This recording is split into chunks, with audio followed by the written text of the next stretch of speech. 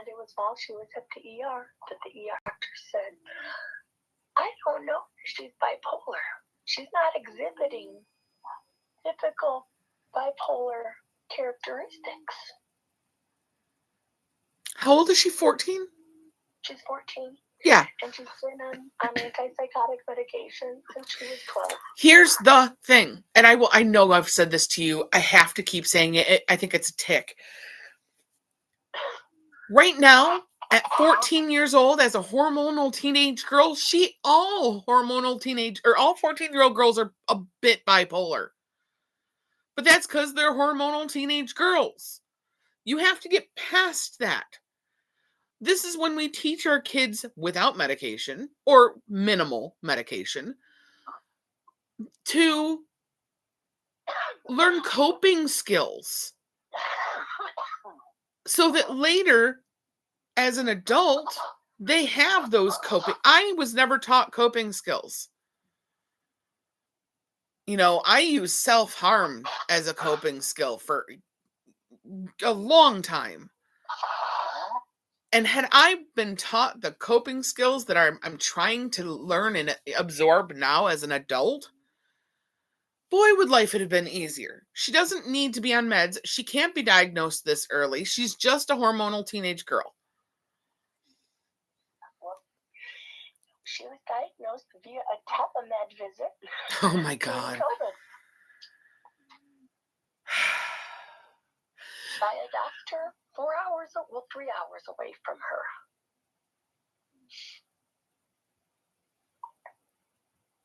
Bonnie made it very clear it was very hard finding any doctor who could prescribe medication, who would accept new patients during COVID. But I looked and looked and looked, and I finally found this doctor in Moab who was willing to take on... No, she just said I doctor shopped.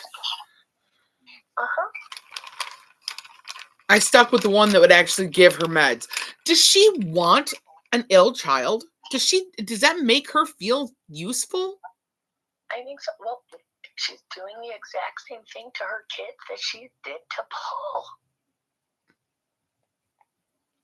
Remember when she divorced Paul? Paul was on like 8 different meds. Yeah. And it was like, it started off with medicate for a certain behavior and then medicate the side effects that were being caused by the medicine. So it was, this medicine makes him sleepy, so let's get him on an upper. This medicine makes him irritable, so let's put him on an antidepressant. Right. This medicine makes it hard for him to sleep. Let's put him on sleeping pills. Right. Yeah. Okay. So when she told me that, Anna's bipolar and she's on medication for it, I told her, I was like, I don't think they diagnose kids that young. Her response to me was, they will diagnose, this is important, they will diagnose kids as young as 6. No. Bipolarity and start them on medication for it. No. Hold on. She said this medicine in particular. Okay, keep that in mind. So I'm talking with Steve the other day, and I'm like, is there anything I can do about this? And he's like, well, what medicine is she on? I'm like, I don't know, but I'll find out. So I find out from Paul. And I text it to him, and then I Google it after I text the name to Steve, and Steve goes, so your brother's daughter is also autistic? And I was like, not according to her IEP. According to her IEP, the only thing wrong with her is she's bipolar and she's struggling with her reading skills. And he was like, the only time I have ever seen kids prescribed this medicine, he's like, and it is a bipolar medicine. He was like, but I have seen kids as young as 6 prescribed this medicine. He was like, but they are autistic and they tend to be less verbal, less able to communicate their emotion, and they're kids who get very, very angry and very physically aggressive.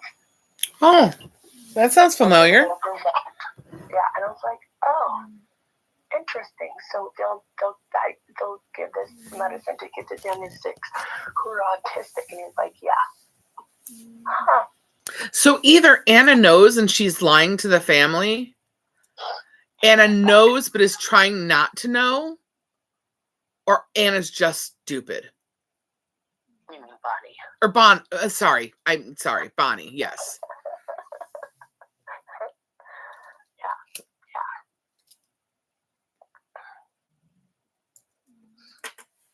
Yeah. So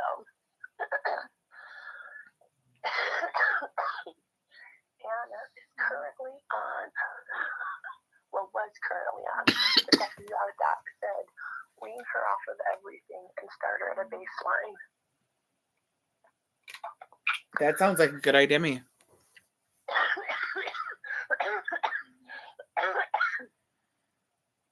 But no worries, Bonnie's already started her back on the meds because she was too emotional.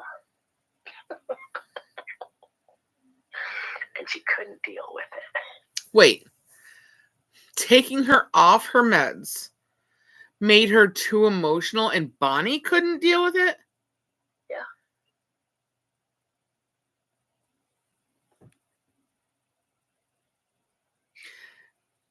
Why does she have children? Why has the state not taken these kids from her? Like, seriously. Because she finds doctors who are, I don't know why they listen to her. Like, I don't know how a person finds a crappy doctor. Like, on purpose. Right. Will listen to you instead of looking at the patient.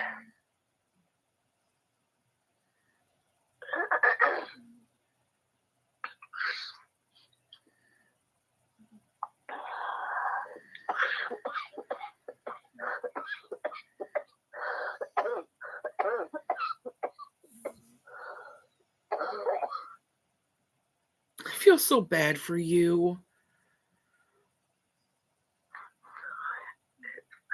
No, when you get sick, you get sick all the time. You really get sick.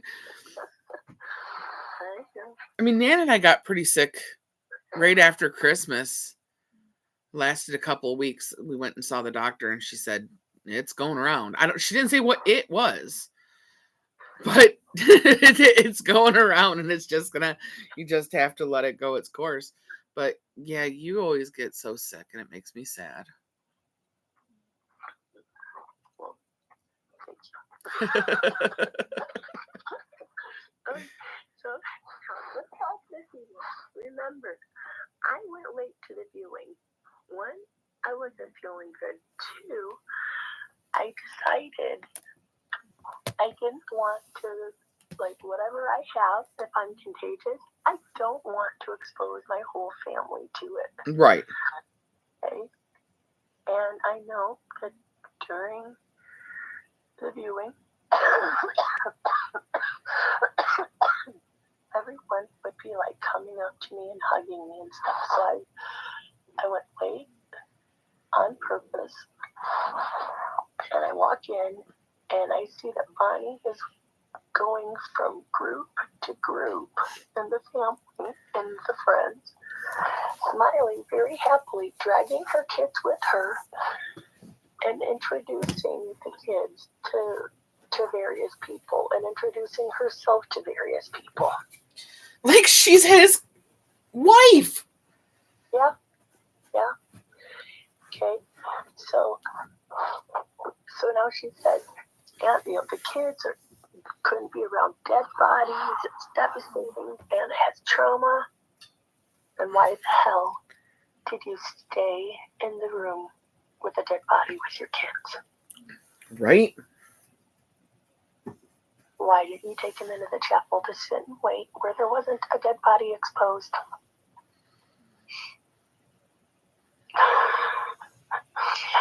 So there's that. Yeah. And then in the chapel, It was the family followed the casket into the chapel. And they said, family follows. And then any guests that are still here in the viewing that are not family, you follow behind the family.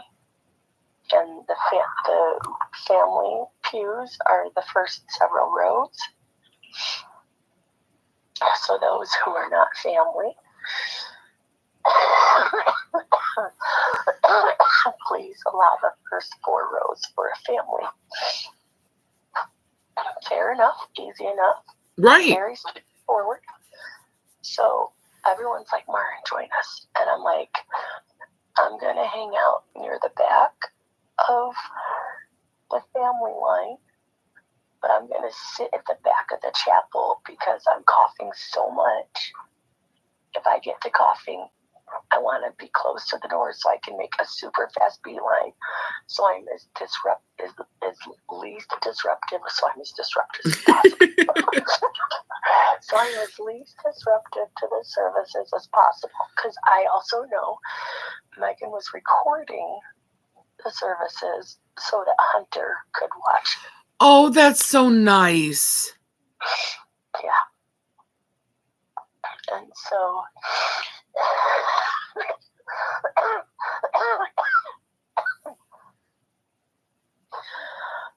that's another part of why I opted to not sit up in the front with the family. One, so that as I'm coughing, the mic isn't picking me up over everyone talking. Right.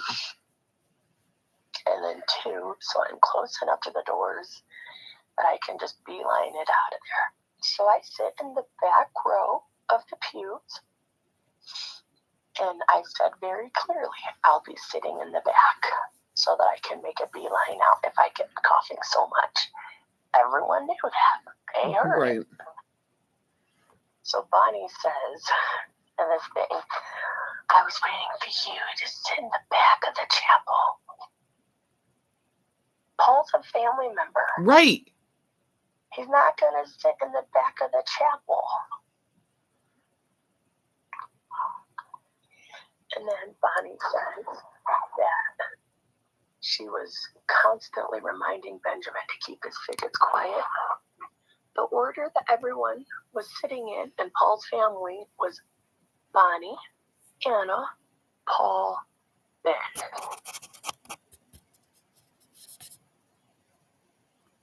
Benjamin was laying down on the pew the entire time on his device. Wait. Because that's what he also does during sacrament meeting. Because Bonnie can't deal with him, and it's just easier. Are you kidding me? No. This is what she said.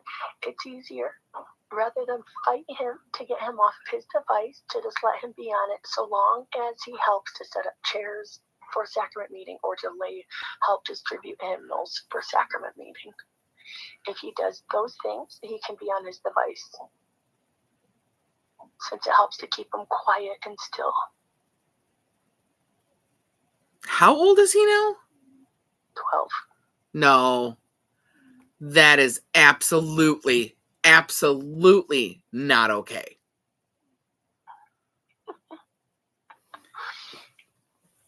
Yeah, so he gets yelled at when they stayed at Megan's for the weekend and they go to church with Megan.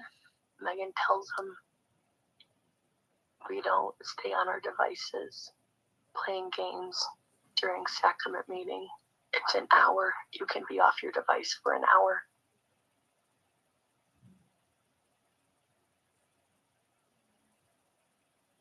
How does he get through a school day? Yeah, I don't know. Their kids,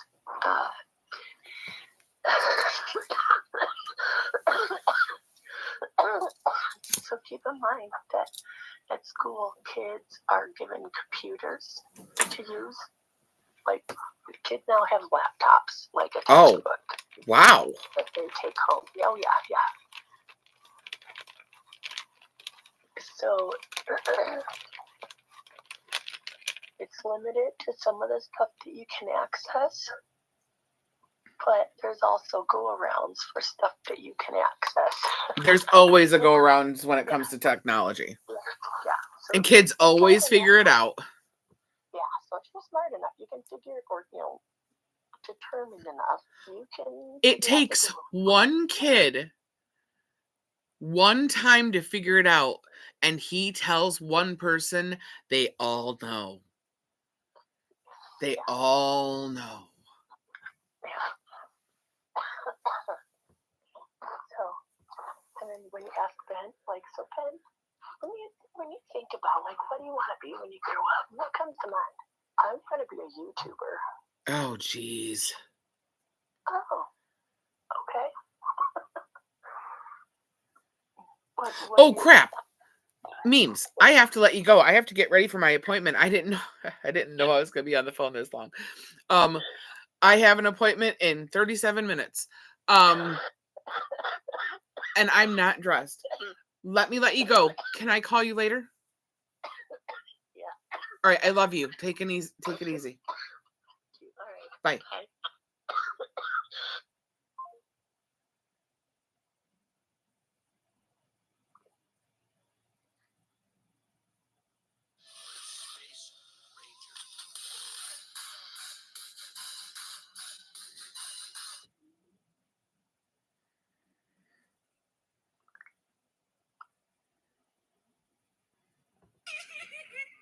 I craft in the nude because there's so much shrapnel. And after I was done crafting, I hopped in the shower because I was going to have a shower bath. So I stood there and I showered all the shrapnel off my body. And then I started my bath. And I sat in the water and I was on the tiki-talkie when I felt a rumble within. So I released gas from my ass, but it rolled forward through my lady flaps. I expected an actual bubble to pop up the front in which I could pop. That's not what happened. Do you know what came out of my lady lip? A wonderful gold bubble of glitter, which exploded at the top of the water, and I thought, ooh, I have birthed Kesha from my